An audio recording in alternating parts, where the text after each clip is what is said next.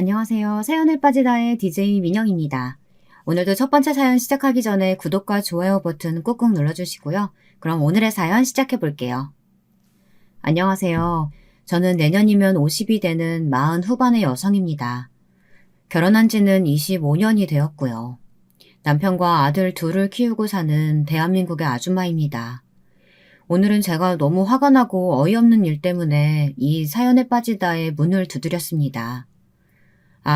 저는 이 사연에 빠지다라는 유튜브 채널을 안 지 얼마 되지 않았는데요.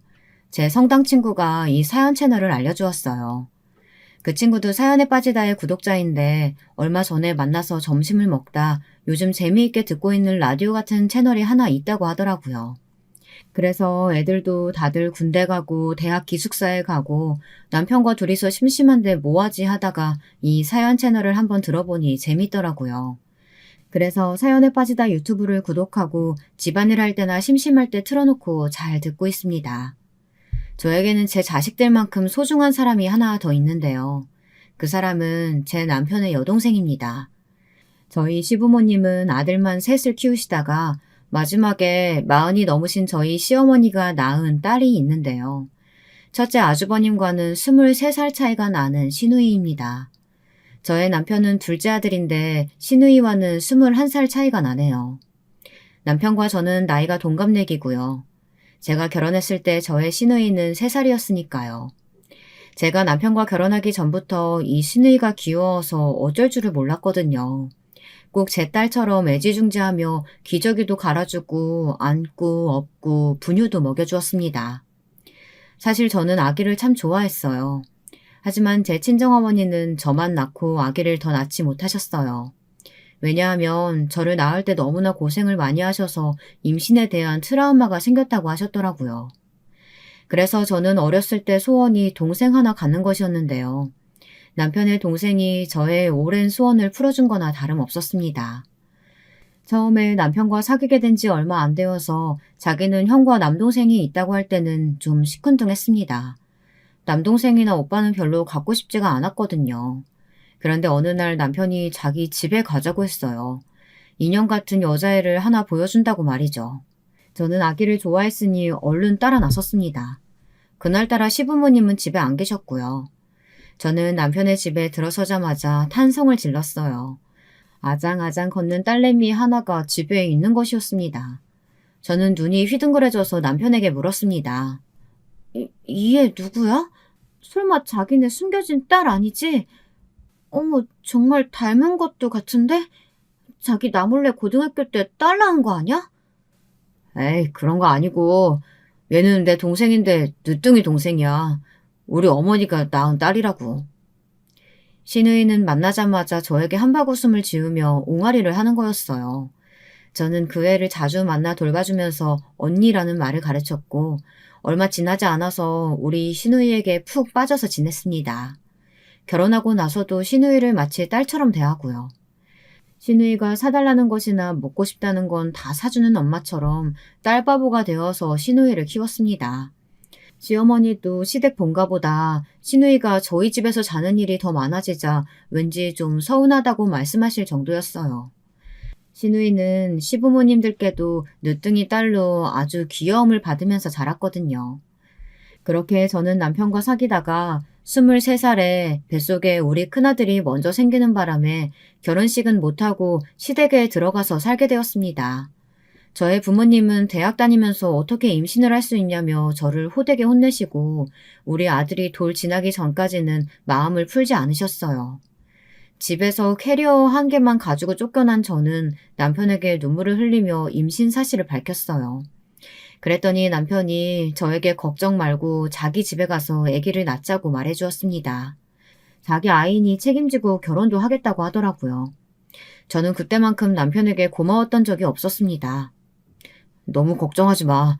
우리 엄마가 자기한테 뭐라 하시진 않을 거야. 내가 우리 엄마한테 자기 뱃속 아기 낳고 나서 대학 졸업은 할 수 있도록 부탁드려 볼게. 아이고, 얼마나 마음고생이 심했니. 우리 집에 와서 지내고 손주 낳을 때까지 시엄마가 돌봐줄게. 동수방에서 같이 지내면 되겠구나. 우리 큰아들은 군대 갔고 막내 아들은 고등학생이니까 밤 11시나 돼서야 집에 들어올 거야. 그러니까 내 집처럼 생각하고 지내. 네가 마음 편해야 뱃속 아기도 행복할 것 아니니.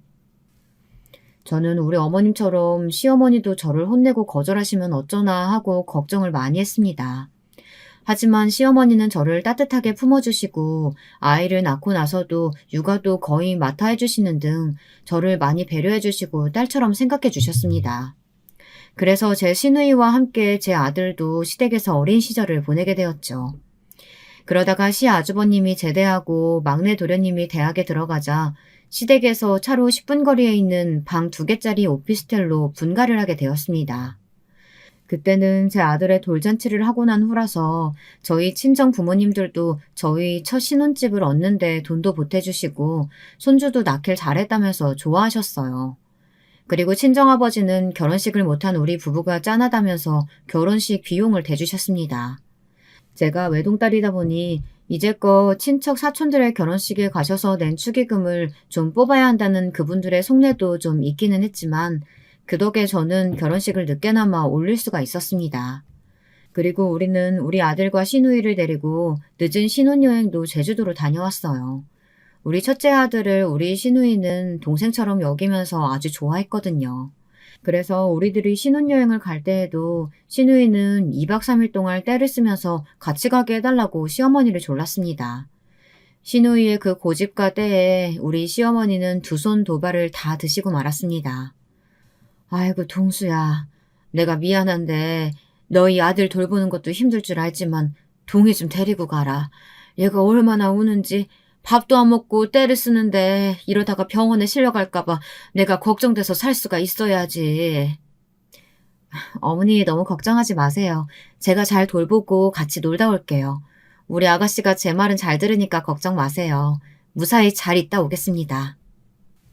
제가 임신했을 때 시어머니가 저를 거두어 주신 은혜를 생각하면 이 정도는 받아줄 수 있었습니다. 저는 그만큼 우리 시누이를 가족같이 생각했어요. 우리 사이엔 보통의 신우 올케 사이처럼 말싸움을 한다거나 신경전을 할 일이 없었습니다. 애초에 그럴 나이 차이도 아니고요. 시어머니도 마음씨 좋으시고 시누이도 내 딸 같으니 저는 친구들을 만나도 부러움을 한 몸에 받았습니다. 세상에 그런 시댁은 없을 거라며 친구들은 저한테 시집 하나는 정말 잘 갔다고 부러워하곤 넌 정말 시댁에 고마운 줄 알아야 한다고들 말하더라고요. 신혼여행을 가서 제주도에서 저는 둘째 아들을 가지게 되었어요. 첫째 아들과 둘째 아들은 2살 차이가 나죠. 그래서 전 할 수 없이 대학을 졸업하자마자 두 애들 육아에 정신없는 나날을 보내야만 했습니다. 그나마 4학년 2학기 때 아기를 낳아서 다행이었죠. 그래서 전 사실 한 번도 어디 회사에 신입사원으로 들어가 본 적이 없습니다. 저의 친정엄마는 두고두고 그 얘기로 지금도 저를 괴롭히시긴 하지만요. 저는 마음씨 좋은 시어머니가 있으니 괜찮았습니다. 남편은 제가 둘째를 낳은 것을 본 뒤 바로 군대에 갔어요. 4학년 한 학기를 남겨둔 시점에서 군대를 간다는 건 아무래도 부담이 될 일이었지만 남편은 빨리 군대 문제를 해결하고 와서 취업에 매진하고 싶다고 했습니다.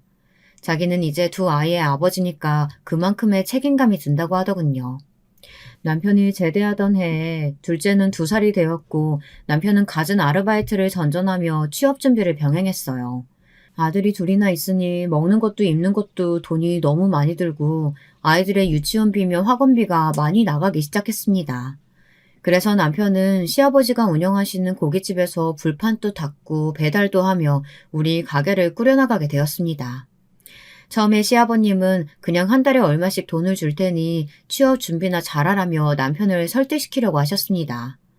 하지만 남편은 독립심을 키워야 한다고 하면서 시아버님이 운영하시는 고깃집이 아니라도 아르바이트는 계속 할 거라고 고집을 부렸어요. 자기가 제대로 된 회사에 들어가야 나도 안심하고 시부모님도 좋아하시지. 그러니까 나중에 갚을 생각하고 그냥 취업 준비만 하면 안 돼? 아니야. 그래도 난 결혼도 했고 이제는 징징거릴 때가 아니잖아. 부모가 되었는데 여전히 부모님께 손을 벌려봐야 되겠어? 난 자존심이 있지 그렇게는 못해. 네, 남편의 생각은 참 갸륵하고 올바른 생각이긴 하죠. 하지만 저와 애들에게는 남편이 벌어오는 돈만으로는 생활이 잘 되진 않았어요. 그래서 저는 친정엄마에게 전화해서 손을 벌릴 수밖에 없었습니다. 저희 어머니는 가끔 집에 와서 저 대신 애들을 돌봐주시거나 반찬과 김치를 가져다 주셨습니다. 1년 동안 그렇게 하고 나니 남편은 어느 광고회사에 취직을 하게 되었습니다. 아마 졸업생들 중 최연소로 27에 취직을 하게 되어 남편은 너무나 기뻐했습니다. 저도 물론 좋았었죠.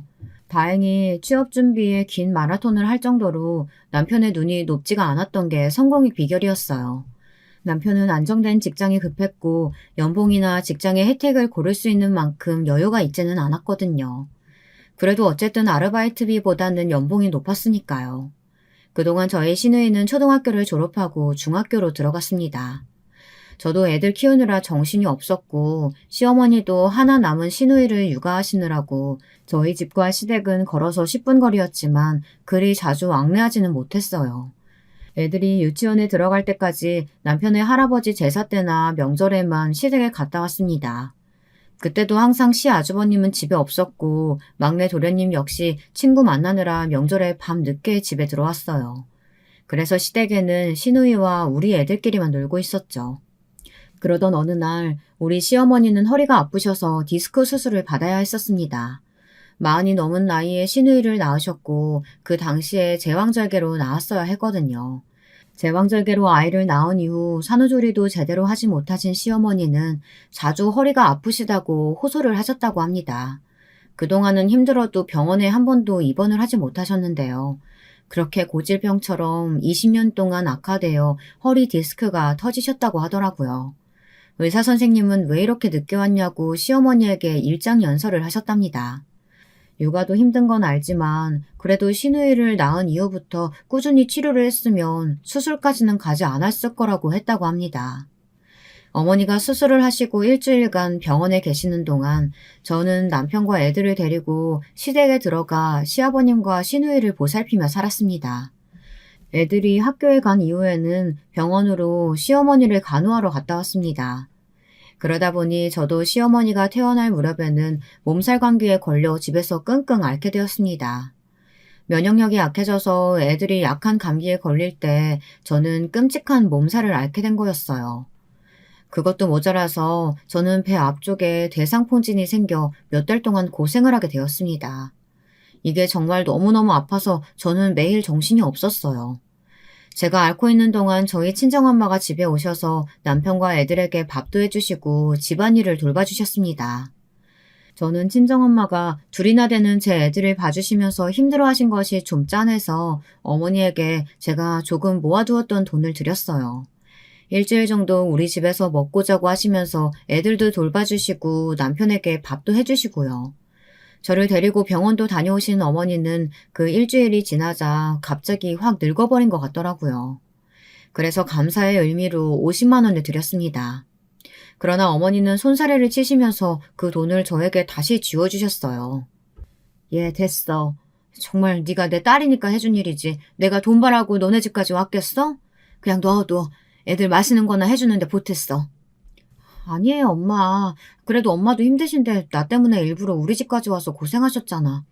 이 돈 받아야 다음에 나도 또 급한 일 있을 때 엄마한테 도와달라고 말할 수 있지. 안 받으시면 미안해서 연락도 못해. 제가 부득부득 우겨서 어머니는 할 수 없이 돈을 받아들고 좋아하시기는 하더라고요. 집에 가셔서 친정아버지께 자랑도 하셨다고 하는 걸 보면 안 드렸으면 큰일 날 뻔했다는 생각이 들었습니다. 그 일이 있고 나서부터 저의 친정엄마는 일찍 시집간 저에 대한 서운함과 대학 때 임신한 걸로 화난 마음을 좀 푸신 것 같았습니다. 그리고 보면 저는 시어머니도 좋으시고 친정엄마도 그다지 저한테 심하게 하지 않으신 것이 다른 사람들보다 좋은 삶을 살긴 했나 봅니다. 드라마에 나오는 못된 시어머니도 없고 동서들도 저한테 막대하긴커녕 잘해주려고 노력도 많이 하고요. 지금 와서 생각하면 저는 참 결혼 하나는 잘했다는 생각이 듭니다.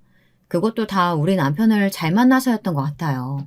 남편이 저한테 잘해주니까 시댁 식구들도 저를 깔보거나 우습게 생각하는 사람이 아무도 없거든요. 그런데 문제는 우리 시누이가 다 커서 시집갈 때부터 시작이 됐던 것이었어요. 시누이는 28살에 결혼을 했는데요.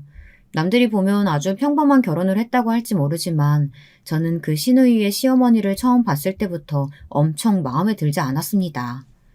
시누이가 결혼하기 전까지 제 삶은 아주 평탄하고 순조로운 편이었다고 생각해요. 그러나 시누이가 결혼을 하겠다고 나섰을 때부터 제 걱정 가득한 삶은 시작이 되었던 것이었어요.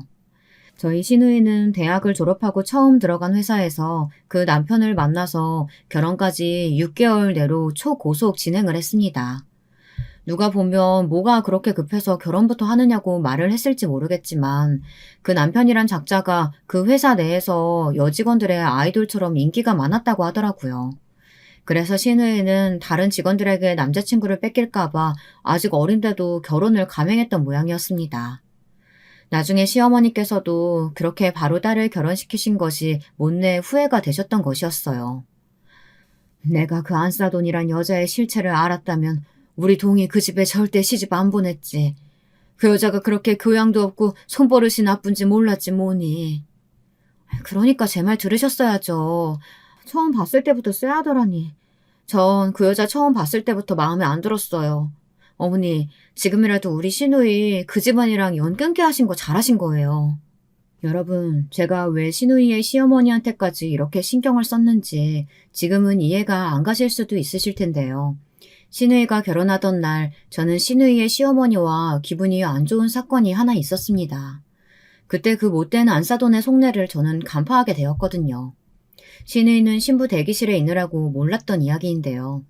그 결혼식 날에 안사돈이 자기네 친척들이 오자 그 사람들을 먼저 앞자리에 채워놓는 것이었습니다. 결혼식장이 식을 보면서 식사를 할 수 있는 그런 구조라 시간이 좀 오래 걸리는지라 자리 때문에 눈치 싸움이 좀 있었습니다. 어머, 이쪽으로 오세요. 여기가 제일 신랑 신부 잘 보이는 곳이에요. 이런 자리 흔치 않아요. 이쪽으로 다들 데리고 와요. 사돈어른, 여기 신부 측 자리인데요. 이건 좀 선 넘는 거 아닌가요? 앞쪽에 전부 신랑 측 친척들만 앉게 하시면 어떡해요. 이쪽으로는 자리 좀 비워주세요. 아니, 자리에 무슨 임자가 있어? 그쪽 이름이라도 써있냐고. 근데 그쪽은 누군데 나한테 이러는 거야? 자기가 무슨 신부 어머니라도 되나?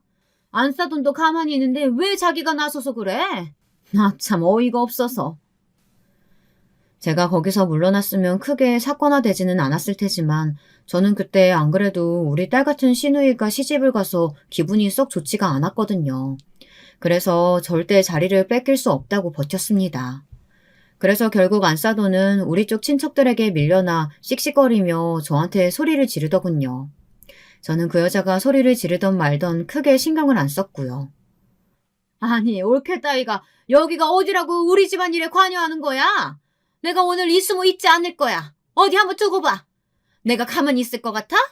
며느리가 이쁘려면 사돈들이 잘해야지. 시누이의 시어머니는 이때부터 앙심을 품고 우리 시누이에게 호된 시집살이를 시켜야겠다고 마음먹었던 모양이에요. 무슨 조그만 코털이라도 잡히면 그걸로 두고두고 물고 늘어졌나 보더라고요.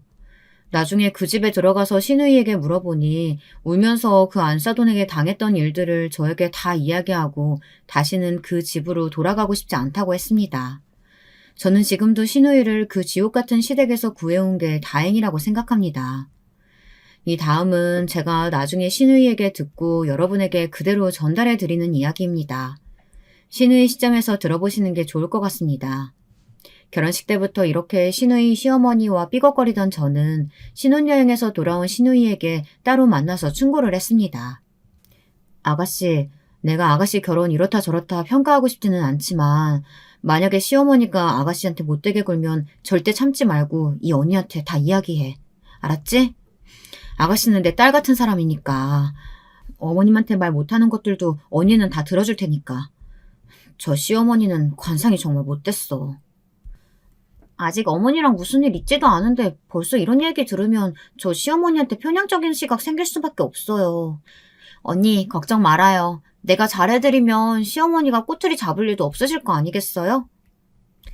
그런 생각을 하다니 참 순진하기도 하죠. 우리 시누이는 중립적인 입장에서 제 이야기를 받아들이긴 했지만 선입견은 가지기 싫다고 했습니다. 이건 역시 마음씨 고운 우리 시누이 성격을 알기에 저는 일단 알겠다고 말하고 물러났죠. 하지만 정말 1년도 되지 않아서 시누이는 눈물바람을 하며 저에게 전화도 하고 우리 집에 달려오기도 하는 등 안사돈의 시어머니 노릇을 저에게 말하게 되었습니다.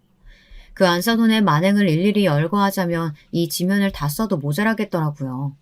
시누이도 드라마를 보면 좋은 시어머니가 잘 없으니까 그 막장 드라마에 나오는 시어머니보다는 낫다면서 그 안사돈을 좋게 보려고 노력을 많이 했나 봐요.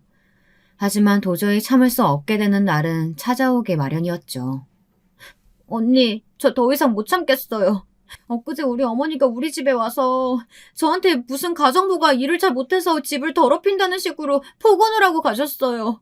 제가 우리 집에 가정부 노릇하려고 결혼한 건 아니잖아요. 안 그래요? 아니, 그 할망구가 정말 그랬어? 내가 이 여자를 그냥... 저는 계속 시어머니에게 말씀드리고 그만 이혼을 하라고 시누이에게 충고를 했습니다. 하지만 우리 집에 와서 실컷 울고 나서는 시누이는 다시 그 집으로 돌아가기를 반복했어요. 그러면서 집으로 돌아갈 때 슬픈 미소를 지으며 저에게 이렇게 말했습니다. 그래도 전 남편을 포기할 수 없어요. 나한테 잘못한 건 시어머니지 남편은 저한테 잘해주거든요. 그리고 저는 남편을 아직 사랑해요. 그런 이유로는 저도 시누이의 마음을 돌릴 수 없었습니다. 어쩔 수 없죠. 부부가 이혼하지 않고 같이 사는 것이 그래도 가장 좋은 결혼의 형태 아니겠습니까? 그래서 저는 시누이에게 시어머니가 또 괴롭히고 그러면 남편에게 이야기를 해보라고 했습니다. 그랬더니 시누이는 펄쩍 뛰며 그건 안 된다고 하더라고요. 아무래도 자기 친엄마에 대한 험담을 아내의 입으로 듣는다면 얼마나 기분이 안 좋겠느냐고 하면서요. 참, 우리 시누이는 너무 마음이 착해요. 그게 저는 항상 마음에 걸렸습니다. 험한 시댁살이 하려면 어느 정도 마음도 단단해야 하고 얼굴에 철판도 깔아야 하는데 시누이는 전혀 그러지를 못했으니까요. 그런데 그 후 얼마 안 있어 시누이에게 더 나쁜 일이 일어났어요. 그것은 신혼집으로 구했던 전세가 집주인의 사기로 이중 계약이 되어 산지 1년 만에 쫓겨나게 되었던 것이었습니다. 시누이 남편은 그 후 세입자가 이삿짐을 가지고 쳐들어오자 한마디 말도 못하고 집을 뺏기게 되었다고 하더군요. 그러면서 연락을 다 끊고 도망간 집주인을 경찰에 신고하고 내용 증명도 보냈습니다. 하지만 집주인과 뒷거래를 한 그 세입자는 당당하게 자기도 그 집에 대한 권리가 있다며 빨리 짐을 빼달라고 시누이와 그 남편을 못살게 굴었다고 하더군요. 그래서 시누이 부부는 어쩔 수 없이 시댁으로 들어가 살게 되었습니다. 시누이는 사이가 껄끄러운 시어머니와 사는 것이 정말 싫었지만 그 사실을 하나도 모르는 시누이 남편은 시누이에게 한마디 상의도 안 하고 가구 가전은 모두 팔아버리고 시댁으로 갔다고 하더군요. 시누이는 그런 남편의 두 얼굴을 보는 것이 너무 두려웠답니다. 아무리 급하기로서니 시댁으로 갈 때 자기 아내의 의견은 하나도 안 듣고 자기 마음대로 할 수는 없는 거잖아요. 저는 그때 시누이가 좀 더 강경하게 시댁으로 들어가기 싫다고 했어야 하는데 자기 주장을 못했다는 게 정말 답답하더라고요. 안 그래도 시를 시어머니와 동거라니 말도 안 되는 일이잖아요. 시어머니와 사이가 좋았다가도 시댁에 들어가서 살면서 틀어질 수 있는 게 고부간인데 시누이는 처음 결혼할 때부터 시어머니가 그렇게 못되게 했는데 시댁에 들어가 살면서 얼마나 마음고생을 심하게 했을지 충분히 알고도 남을 정도였어요. 어머니, 제가 오늘 야근한다고 아침에 출근하기 전에 말씀드렸잖아요. 그런데 아무것도 안 하고 그냥 계시다가 제가 오니까 지금 밥 차리라고 말씀하시면 어떡해요. 뭐? 난 그런 소리 못 들었다. 네가 말을 하지도 않았는데 그걸 어떻게 하니? 그리고 중간에라도 네가 전화해서 말을 했음 너 안 기다리고 밥 미리 먹었을 거 아니야? 너는 시댁에 얹혀 살면서 어떻게 그렇게 네 멋대로 하니? 어머니, 정말 치매 걸리신 건 아니세요? 병원 한번 가보세요. 아침에 분명히 전 말씀드렸단 말이에요. 뭐? 이년이? 너 어떻게 멀쩡한 시애미를 치매라고 몰아붙일 수가 있어? 내 나이가 아직 치매 걸릴 땐 아니잖아. 네 년이 건망증이지 나는 치매 절대 아니다. 우리 아들 오면 내 너 같은 년이랑 헤어지라고 말할 거야. 그때 마침 신우의 남편은 다른 나라로 출장 중이었다고 하더라고요. 이런 식으로 남편이 시댁에 없을 때마다 시어머니는 온갖 구실을 붙여서 시누이를 구박하고 나쁜 며느리로 몰았다고 하더라고요. 저는 나중에 이런 안사돈의 만행을 듣는데 주먹이 저절로 쥐어지고 이를 갈 정도로 화가 났습니다. 진작에 우리 시누이를 그 지옥 같은 시댁에서 빼내왔어야 하는데 너무 늦게 구출했다는 미안함에 몸둘 바를 모르게 되더군요. 그래도 시누이는 남편만은 시누이 편이라고 믿으면서 그 못된 시어머니의 구박을 버텨왔다고 하더라고요. 그러나 그 남편마저 어느 날 시어머니의 괴략에 빠져 시누이에게 소리를 지르며 미친 듯 화를 내는 사건이 있었다고 하네요. 그 분통 터지는 이야기는 바로 이런 내용이었습니다. 그날은 토요일이었습니다. 시누이 남편은 오후에 친구들을 만나러 나갔고 시아버지도 동네 공원에 나가서 바둑을 두신다고 나가셨답니다. 그래서 시댁엔 시어머니와 시누이 둘만 있었다고 합니다. 그런데 시어머니가 갑자기 방에서 핸드폰을 보고 있던 제 시누이의 머리채를 잡고 거실로 질질 끌고 나왔다고 하더라고요. 시누이는 다짜고짜 아무 설명도 없이 머리채부터 잡히자 어이가 없고 놀라서 시어머니에게 소리를 쳤다고 합니다. 어머니, 왜 이러세요? 이거 놔주세요, 제발요. 뭐 때문에 이러시는 거예요? 시끄러! 입 닫아, 이년아. 네가 안방 화장대에 있던 내 진주 목걸이 훔쳤지? 그게 어떤 목걸인데?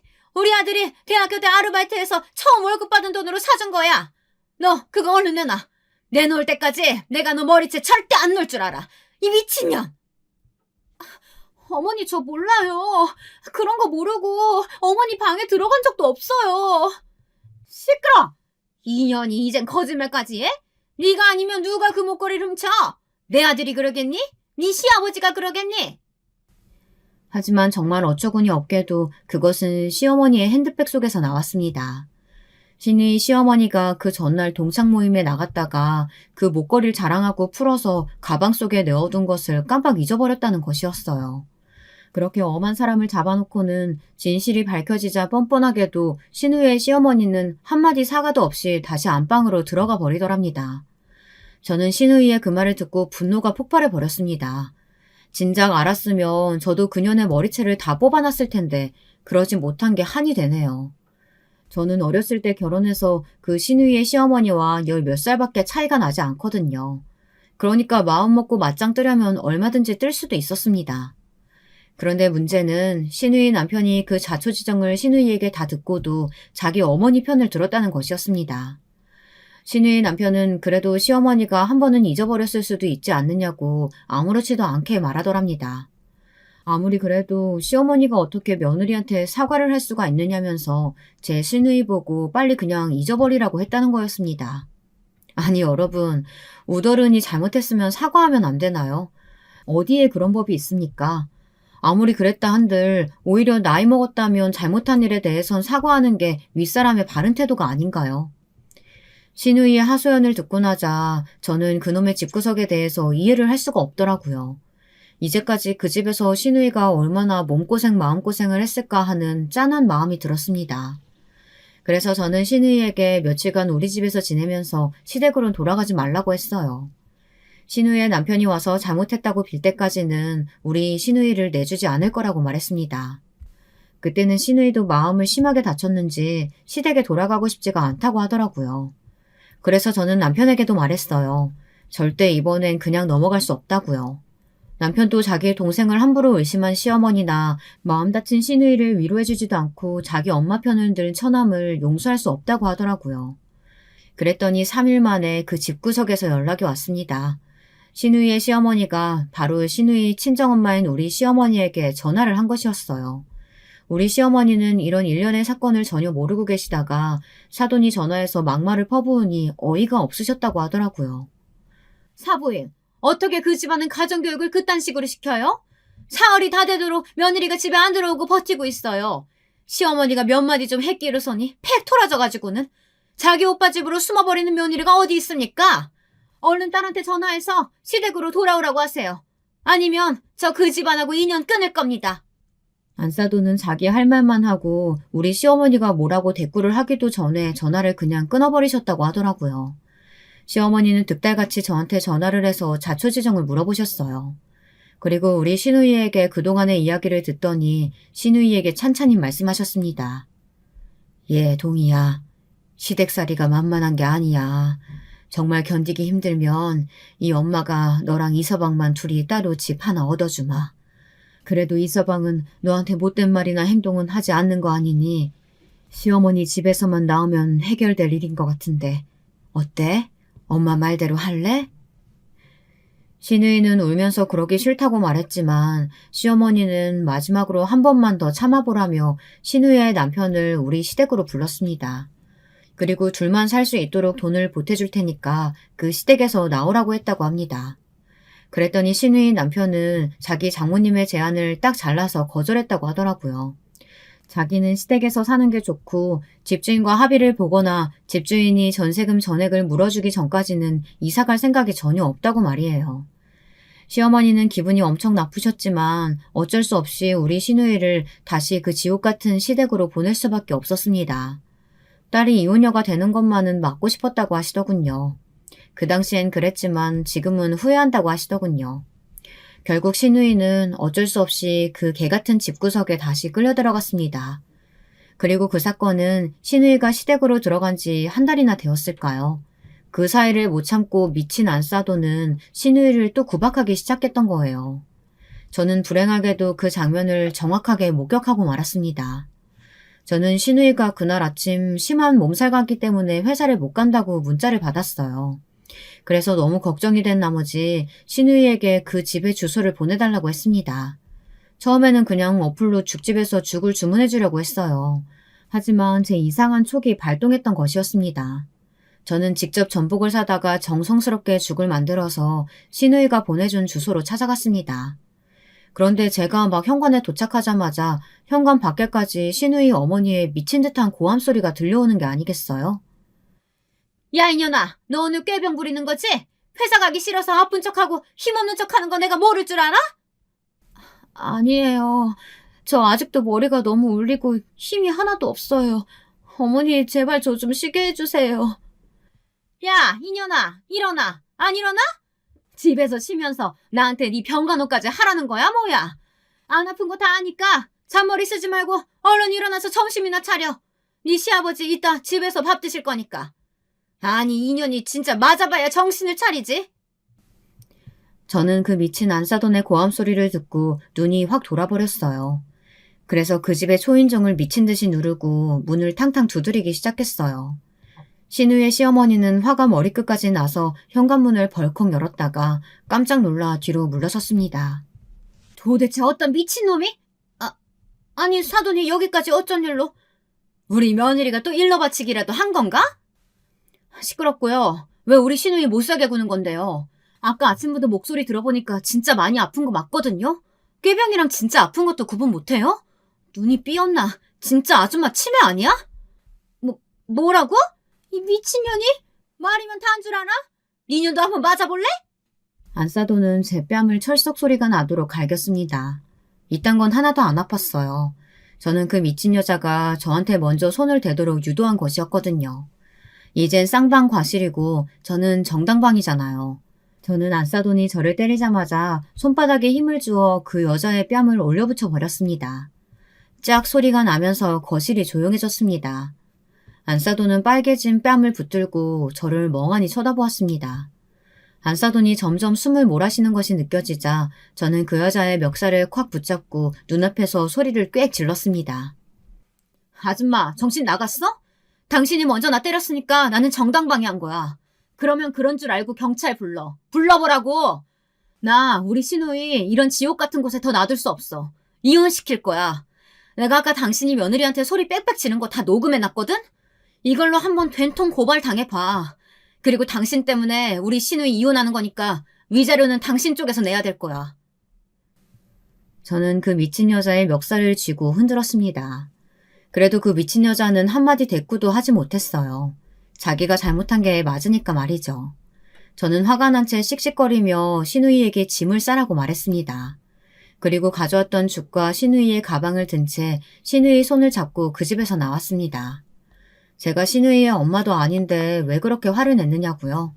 어떤 분들은 제가 경솔했다고 말씀하실지도 모르겠는데요.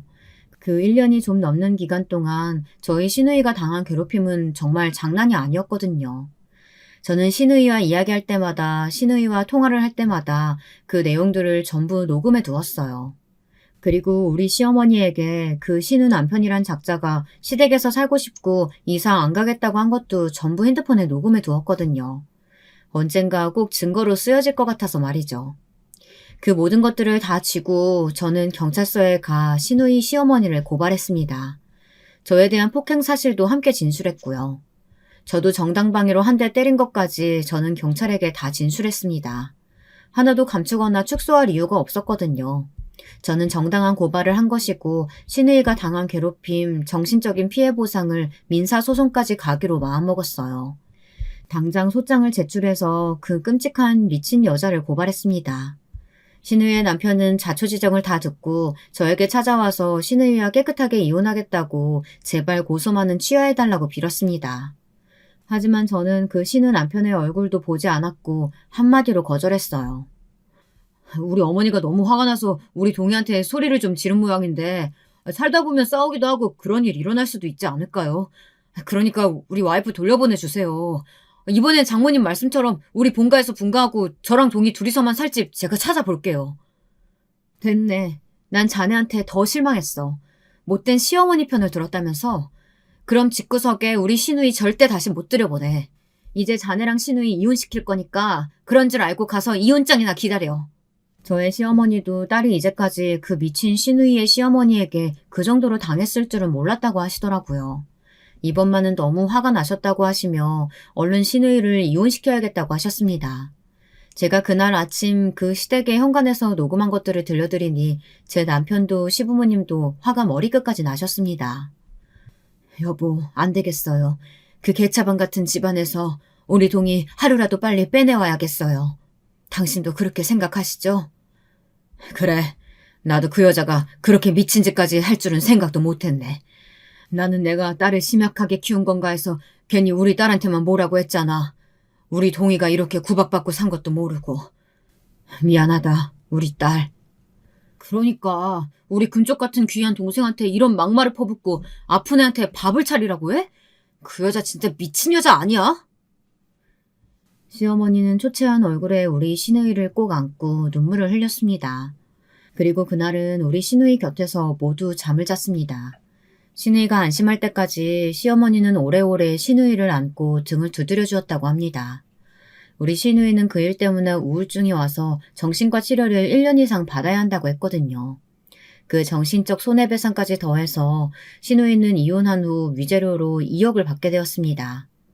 저는 정말 승률이 좋다고 소문난 이혼 변호사를 시누이에게 붙여주었어요.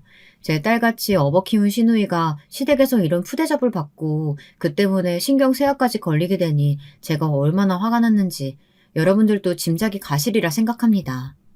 저는 돈은 얼마가 들어도 좋으니 그 못된 안싸돈에게 꼭 벌을 줬으면 좋겠다고 변호사에게 부탁하기까지 했습니다. 변호사님은 그 의뢰와 부탁을 잘 들어주어 이혼 소송은 시누이 쪽의 승리로 끝이 났습니다. 저는 아직도 그 미친 집안에서 시누이를 빼내온 것을 제 인생에서 제일 잘한 것으로 생각합니다. 물론 전혀 후회하지도 않고요. 그 못된 안싸돈은 벌을 받아야 하고 그 집안과는 연을 끊는 것이 시누이의 남은 인생에 도움이 될 것이 분명하니까 말이죠.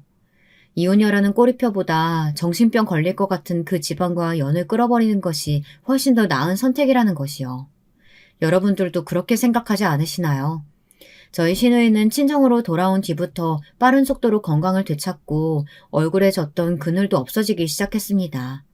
역시 맨날 싫은 사람들과 얼굴을 맞대고 살다가 마음 편해지는 친정에 오니까 시누이도 쉽게 좋아지지 않았을까 추측해봅니다.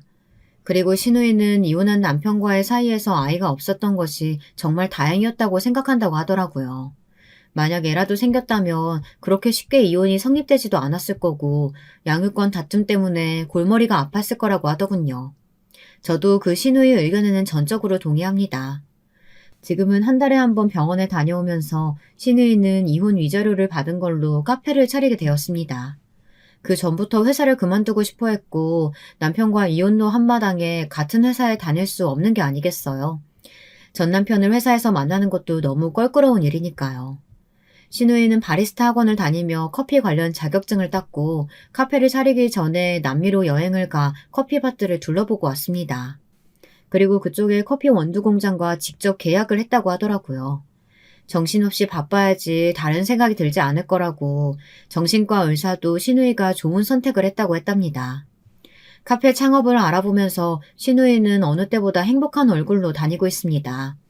이제는 남자도 연애도 아무 것에도 관심이 없다고 하더라고요.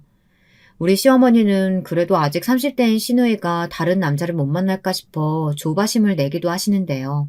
그런 시어머니의 속내를 알고 저는 시어머니에게 이런 말을 했습니다. 어머니, 세상에 인연은 따로 있을 거예요. 남자가 세상 인구의 반인데 언젠가는 우리 신우이도 다른 사람을 만나게 되겠죠. 인생은 기니까 벌써부터 그렇게 조바심 낼 필요는 없다고 생각해요. 이제 이혼한 지 1년도 안 됐는데 어떻게 다른 남자를 만날 생각을 하겠어요. 지금은 하고 싶은 일 시켜주고 가만히 지켜보기만 하는 게 좋을 것 같아요. 그래, 아직 젊은데 어쩌겠어. 지금은 아직 병원도 다니고 확실히 정상적으로 돌아온 게 아니니까. 내가 너무 급하게 서두른 게 잘못이야. 우리 동희가 결혼한다고 했을 때 좀 더 생각해보라고 했으면 이런 일도 없었을 텐데. 너무 안타깝구나. 이번에는 그런 일이 없어야지. 네 말이 맞아. 이제는 한 걸음 물러서서 지켜보자꾸나. 지난달에 카페 일을 시작하자마자 신우이는 저에게 도움을 청하더라고요. 언니에게 서빙이나 과자 만들기 같은 걸로 좀 도와달라고 하길래 저도 신우이의 카페에 알바로 취직하게 됐습니다. 제가 귀여워하고 좋아하던 신우이와 매일 일을 하다 보니 저도 즐겁고 신우이와 마음도 잘 맞아서 어느 날은 카페를 닫고 둘이 여행을 가기도 한답니다. 저희 카페는 정기 휴일이 없어요.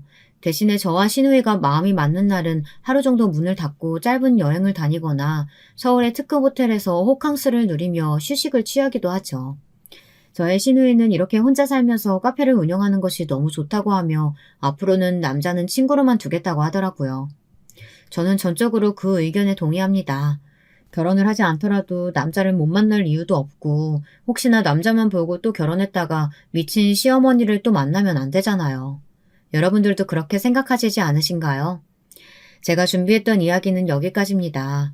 여러분, 세상엔 별별 사람들이 다 있지만 다른 사람을 깔보고 막말하는 사람만은 피하시길 꼭 명심하시고 인간관계는 수평적인 게 건강한 거란 걸 잊지 마시기 바랍니다. 저희 신우이처럼 가스라이팅을 당하거나 괴롭힘을 당하고 있다고 생각되는 이 땅의 며느리들께서는 얼른 그 소나기에서 벗어나기를 바랍니다. 안 그러면 정신이 피폐하게 되고 세뇌당하는 건 그리 어려운 일도 아니라는 겁니다. 제 말을 꼭 명심하셨으면 좋겠습니다. 하늘은 높고 이제 완연한 겨울이 되었네요. 청취자 여러분들도 건강 조심하시길 바랄게요. 오늘 제 사연은 여기서 끝입니다. 들어주셔서 감사합니다. 여러분, 두 번째 사연 시작하기 전에 좋아요, 구독 꼭 눌러주실 거죠? 그럼 두 번째 사연 바로 시작합니다. 안녕하세요. 언제부터인가 유튜브로 사연에 빠지다 채널을 틀어놓고 일을 하는 습관을 가지게 된 남자입니다. 항상 사연을 듣기만 하다가 이렇게 처음으로 제가 직접 사연을 작성해보게 되었네요. 저에게 아주 대단한 사연거리가 있어서 쓰게 된 것은 아니지만 누군가에게 저라는 사람이 살아온 짧은 인생의 자취를 전해보고 싶다는 생각이 있어서 사연 신청이라는 욕심을 내게 되었습니다. 그럼 별로 대단하지 않은 제 이야기를 시작해볼게요. 제가 태어난 집안, 가족 구성원은 부모님과 저보다 2살 위의 형이었습니다. 저는 제가 느끼기로는 특별한 이유나 사건 하나 없이 형과 비교당하면서 불합리한 차별을 당하게 된 동생이었어요. 어렸을 때부터 저보다 형의 외모가 뛰어났고 성격도 저보다 부침성이 있어서 어른들이 더 아껴주었던 것 같습니다. 저라고 안 그러고 싶었던 게 아닌데 타고난 어릴 적 외모가 형보다 좀 뒤처졌고 기질 자체도 형과 완전히 달랐는데 뭐 어찌할 방도가 있었을까요? 저는 그냥 저였을 뿐이에요. 그리고 제가 저라는 이유로 형보다 부족한 사랑을 받았죠. 초등학교 들어가기 전부터 그랬었고 형이 저보다 2년 먼저 중학교에 입학하고 나서 공부에 두각을 드러낸 이후로는 더 그렇게 되었습니다. 저는 집안에서 받는 차별로 인해서 더욱 삐뚤어졌고 초등학교 고학년 때부터는 통제가 어려운 말썽꾸러기가 되었거든요. 지금 그때를 돌아보면 모르겠습니다. 혹시 부모님의 관심을 저에게로 가지고 오고 싶어서 일부러 그렇게 굴었던 것인지, 아니면 저 자체가 사고치는 기질이 있어서 그렇게 엇나갔던 것인지, 저의 과거인데도 정확한 이유가 헷갈리네요. 어린 날의 치기였겠죠. 형만한 아우 없다는 말이 괜히 생겨난 게 아니라니까. 우리 집을 보면 답이 나오지. 어휴, 저건 커서 대체 뭐가 될는지, 자기 형의 반의 반이라도 따라갈는지 모르겠네. 저를 보면서 아버지는 대놓고 그런 말씀을 크게 하시며 혀를 쯧쯧 차시는 행위를 자주 하셨습니다. 저보고 너는 왜 점점 꼴통이 되어가냐, 오늘도 꼴통 납시였다 하며 조롱하는 말투를 내뱉으시며 제 머리를 손으로 툭툭 치시는 걸 종종 하셨고요. 저는 한창 감수성이 예민해지고 있던 사춘기 초입의 시기였는데 아버지께서 걸핏하면 제 머리를 치면서 저를 비웃는 발언을 자꾸 하시는 것이 불만이었습니다. 홧김에 집을 다 엎어버려 하는 충동에 사로잡힌 것이 여러 번이었어요. 그렇다고 제가 엄청난 문제아였다거나 형이 대단하게 뛰어난 모범생도 아니었다는 것이 저를 더욱 화가 나게 만들었습니다. 제가 중학교에 올라가 보니 진짜 혀가 내둘러질 정도의 양아치들이 많더라고요. 저 따위는 귀여운 반항아 정도였고 진짜 배기 문제아들은 사고치는 급이 달랐습니다. 그러니까 저는 부모님의 주장대로 구제불능의 꼴통이 객관적으로 보면 아니라는 생각이 들었던 것이죠. 자기 자식이 더 망가지기를 원하시는 게 아니었다면 저에게 그런 표현을 쓰지는 못하셨을 것 같은데 어쨌든 부모님께서는 저를 문제아로 낙인 찍으시고 저의 상태가 심각한 것처럼 습관적으로 매도하셨어요. 그래서 저는 점점 더 성격이 예민해졌던 것인데 막상 중학교에서 엄청난 양아치들을 보니까 제가 별것 아닌 것으로 느껴졌다 이 말입니다. 저와 비교되면서 착한 아들, 사고 안 치는 모범생으로 이미지가 굳혀졌던 형은 오히려 부모님 몰래 자기 여자친구를 데려와서 같이 놀고 문제집 사라고 부모님께서 주신 돈으로 친구들과 노래방과 PC방을 전전하기도 하였습니다. 그럼에도 부모님께서는 형은 잘났고 동생은 못났다며 서열을 딱 정해주셨으니 제가 억울해서 미치고 환장할 노릇이었어요. 형의 성적이 그냥 평균 이상이었을 뿐 전교권에서 노는 수준도 아니었는데 형은 똑똑하다면서 치켜 세워지고 성적이 평균보다 조금 아래였던 저한테는 공부머리가 이렇게나 없어서야 앞으로 어떻게 할 거냐며 한숨을 푹푹 내쉬는 부모님을 보면서 저는 열심히 학교 생활을 해야겠다는 의지마저 꺾였었던 것 같습니다. 제가 형보다 객관적으로 공부 성적은 조금 떨어졌어도 예체능 분야에서는 확실히 더 나았습니다. 어디서 따로 배운 것도 아닌데 그림 그릴 때 구도를 저 스스로 잡을 수 있었어요. 그래서 미술 과목의 실기는 무조건 최고 점수로 따놓은 당상이었고요. 체육 과목에서도 웬만한 건 전부 제가 최상위권을 달렸습니다. 몸으로 하는 걸 잘해서 그랬는지 저랑 친해지고 싶어하는 친구들도 많았고요. 제발 공부 좀 해라. 너는 네 형의 발끝만 따라가줘도 우리가 더 이상 바라는 게 없어. 네 형을 보고 좀 배우란 말이야. 제가 교과서 모퉁이에 그림을 그려놓은 걸 발견한 엄마께서는 저 때문에 머리가 너무 아파서 미치시겠다며 저를 비난하셨습니다. 중학생씩이나 되었으면 제발 정신 좀 차리고 마음 다 잡고 살라고 하셨어요. 이런 가정환경 아래에서 형제의 사이가 좋았을까요? 윗사람인 형이 저에게 손을 내밀었다면 상황은 달라졌을 것입니다. 그러나 애석하게도 형은 어릴 적부터 머리가 야갔고 이기적인 사람이었어요. 자기에게로 오는 관심과 애정을 이용할 줄 알았고 그걸로 저를 공격하는 법을 알았습니다. 저는 클수록 형의 그런 면모를 더욱 알게 되었고 그러면서 형제의 사이는 점차 냉랭해졌죠. 형은 저를 방어막, 총알바지로 써먹으면서 자기가 모든 비난에서 벗어난 채 편안함을 누렸고 저는 그런 형을 보면서 항상 속으로 이를 갈았습니다. 그러다가 어느 날은 저희 둘 다 폭발해버렸어요. 계기는 별거 아니었는데 서로 신경질적으로 굴다가 본격적인 말싸움으로 번졌고 혈기왕성했던 시절에 저희 형제는 곧 몸싸움을 하면서 치고받았습니다.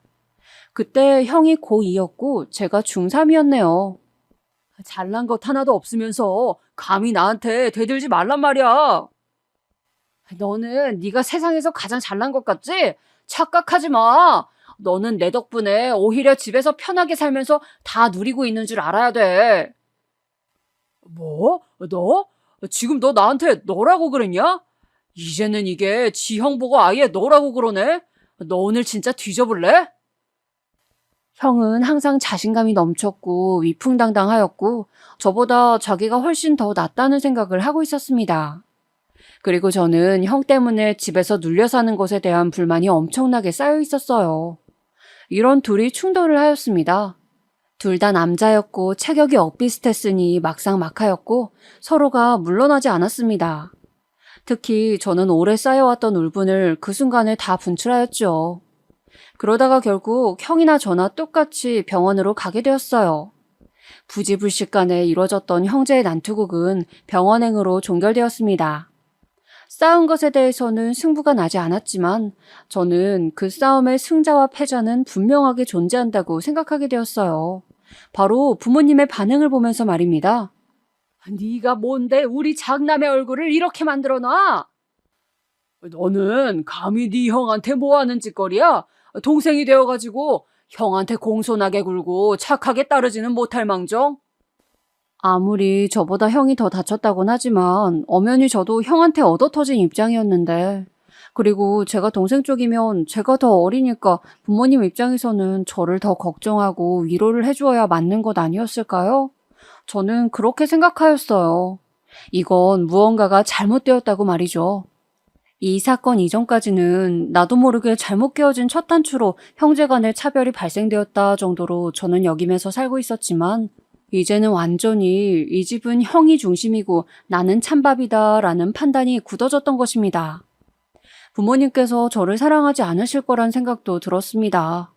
한창 사춘기인 중3이었으니 제가 이때 얼마나 별의별 생각을 다 했었는지 몰라요. 저는 제가 부모님의 친자식이 아닐 거라고 확신까지 했었습니다. 어디서 피치 못하게 주워다가 키우게 된 자식이었기에 이렇듯 차별을 하시는 거라고 여겼죠. 형한테 이겨먹으려고 아버지랑 엄마한테 관심 받으려고 발버둥 치는 건 이제 그만해야겠다. 아무 의미도 없고 부질없는 짓이었잖아. 나만 손해야. 저는 이때 싸늘한 마음으로 결심을 단단하게 굳혔습니다. 이 순간의 울분이 지나가더라도 제 결심만은 그대로 쭉 가져갈 것이라고 마음을 먹은 저는 부모님과 형에게 더 이상 큰 신경을 쓰지 않았습니다.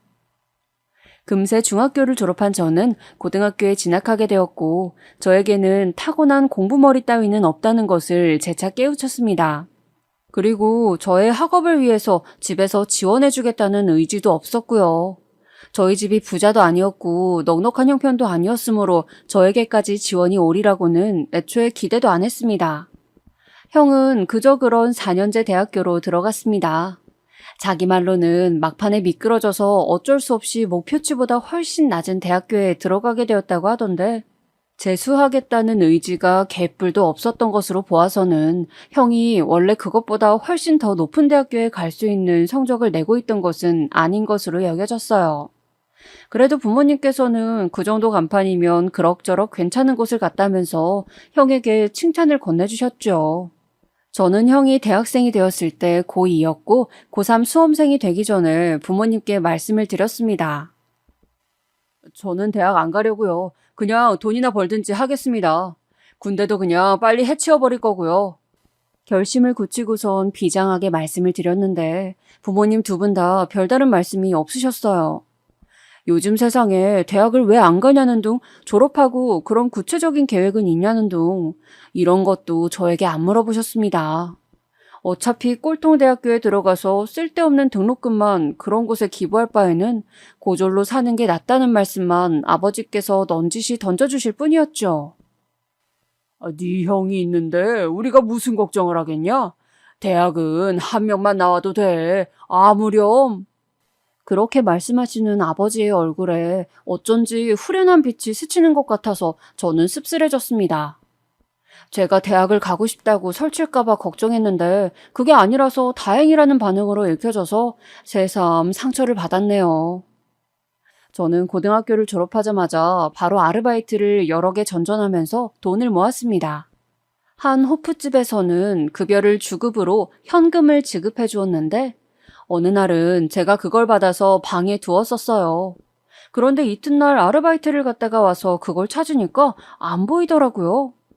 좁은 집구석에서 그게 사라질 일은 없었고 물어볼 상대는 부모님 뿐이었죠. 그런데 제가 돈이 들어있는 흰 봉투를 못 보셨냐고 여쭤보는 순간 부모님께서 이렇게 답을 하시는 것입니다. 그거 어제 네 형하고 밥 먹으러 나가서 써버렸다. 덕분에 고기 잘 먹었구나. 네? 아버지, 그거 제가 번 돈이에요. 제가 새벽까지 일해서 호프집에서 벌어온 돈인데 그걸 저한테 아무 말씀도 없이 쓰셨다고요? 너는 네 부모랑 네 형이 외식하는데 쓴 걸 가지고 설마 아까워하는 거냐? 곧 있으면 네 형 입대한다, 이 녀석아. 입대 전에 맛있는 걸 먹여줘야 할 것 아니냐? 네가 네 형한테 고기 한 턱 쏴준 셈 쳐라. 제가 왜요? 제 피 같은 돈을 왜 그런 데에 써야 하는 건데요? 아니, 그런데 이 자식이 말을 정없게 하네. 야, 임마, 소고기 먹느라 그 돈보다 더 나왔어. 큰 금액도 아니었는데 왜 이렇게 유난을 떨고 난리야? 저는 부모님께 아무런 기대를 안 하고 있다고 저 스스로는 여겼었는데 아니었나 봐요. 일말의 기대라도 남아 있었던 것인지 그 반응에 저는 크게 마음의 상처를 입었습니다. 그 후로 저는 부모님과 말도 안 섞었고 형이 입대할 때도 배웅하지 않았으며 조용히 아르바이트를 하면서 저의 입대를 준비하였습니다. 입대하기 직전까지도 부모님과 사이가 냉랭하였고 어느새 감정의 골이 두드러지게 깊어져 있었어요. 그런 저를 부모님은 못마땅해 하셨고 그럴수록 저는 부모님이 미워졌죠. 저는 군 생활을 하는 동안 집이랑 인연을 끊겠다는 생각을 계속하게 되었고 사회로 나온 후에는 독립을 하였습니다. 이때 부모님하고 심하게 말다툼을 하였는데 서로를 향해 앞으로 보지 말고 살자며 모진 말을 내뱉었었네요. 저는 군대에서 알게 된 친구가 있는 지역으로 거처를 옮겼습니다. 이 친구는 제 가정사를 군대에서 다 들어서 알고 있었어요. 제가 모아놨던 돈과 이 친구에게 빌린 돈을 합쳐서 월세방부터 구했죠. 당장 시작할 수 있었던 아르바이트 일부터 공장 일까지 5만 돈벌이 되는 곳이면 다 하였습니다. 나에게 있는 건 이 몸뚱이와 시간뿐이다. 이걸 이용해서 무조건 돈을 버는 데에 주력하다 보면 앞날이 열릴 거야. 쉬지 않고 일을 하면 그 보상이 나에게 분명히 따를 거니까. 저는 스스로에게 되뇌이면서 일을 하였습니다. 거의 닥치는 대로 일을 하면서 살았던 것 같아요. 그러면서 새로운 지인들을 꽤 만들었습니다. 그 중에서 어떤 형님이 저를 보고 어린 나이에 친구답지 않게 꽤 안 부리고 성실하게 일을 잘한다면서 괜찮은 정규직 자리에 꽂아주고 싶다는 말을 해왔어요. 저는 무조건 하겠다고 하였습니다. 그래서 살던 월세방을 다른 동네로 옮겨가면서까지 새로운 일터에 정착을 하였고 그 공장에서 저의 체력을 다 바쳐가며 일을 하였습니다. 주변에서 너 그러다가 갑자기 졸도할 수도 있다면서 걱정할 만큼 미친 듯이 업무에 주력했던 것 같아요. 왜 그렇게까지 몰두하였는지 모르겠는데 제가 그렇게라도 하지 않으면 저는 이 세상에서 아무런 쓸모도 증명할 수 없는 사람일까봐 두려워서 그랬던 게 아닐까 하는 짐작이 듭니다. 그곳에서 일에 빠져 사는 동안 저의 소소한 낙이 한 가지 생겼는데 그것은 바로 그 공장에 일을 다니는 사람들이 주로 살고 있었던 원룸촌에 인접하고 있었던 중국집에 가는 일이었어요. 그 자리에서만 20년 넘게 장사를 해왔다고 하셨던 중국집 사장님께서 굉장히 인심이 좋으신 분이었거든요. 또한 주방에서 전도지휘하고 계셨던 이모님 또한 10년 넘게 재직 중이라고 하시는 걸로 봐서는 그 중국집에 계신 분들끼리 의리가 상당히 좋아 보였습니다. 제가 종종 들른 게 반년이 넘어갈 무렵부터는 저에게 먼저 인사를 해주셨어요. 오늘도 짜장면 하나면 되지? 네, 맞아요. 그런데 오늘은 포장으로 해주세요. 집에서 반찬이랑 먹고 싶어서요. 아이고, 밥 안 먹고 짜장면으로 아예 퉁을 치려고 하는구만. 밥도 안 처먹고 살아요, 좀. 젊은 청년이 자꾸 그러다가 건강이 훅 가버리면 어쩌려고 그래? 정겨운 말투로 저에게 주방 이모님께서 쏘아붙이실 때마다 기분이 상하기는커녕 저는 웃음이 나왔었네요. 그게 다 저를 신경 써주시고 걱정해주시는 거란 걸 알아서였습니다. 그 중국집은 배달뿐만 아니라 포장이 되었는데 그냥 스티로폼 용기에 면발 소스를 붓고 그걸 봉지에 넣으면 끝이었어요. 봉지 손잡이를 묶어다가 달랑 쥐고 가는 웃긴 모양새였지만 어딘가 정이 넘치는 포장이었습니다. 양도 넉넉하게 주셔서 저는 그렇게 좋아해서 자주 먹었던 그 중국집의 짜장면을 곱빼기로 시켜본 적이 없었네요. 이렇게 팔아도 남는 게 있냐고 제가 농담조로 몇 번 물어봤을 정도로 그 중국집이 참 인심 좋았습니다. 저는 공장에서 열과 성을 다해 일을 하였고 그러다 보니까 그런 저를 좋게 봐줘서 여자친구를 소개시켜 주려는 동료들이 생겨났어요.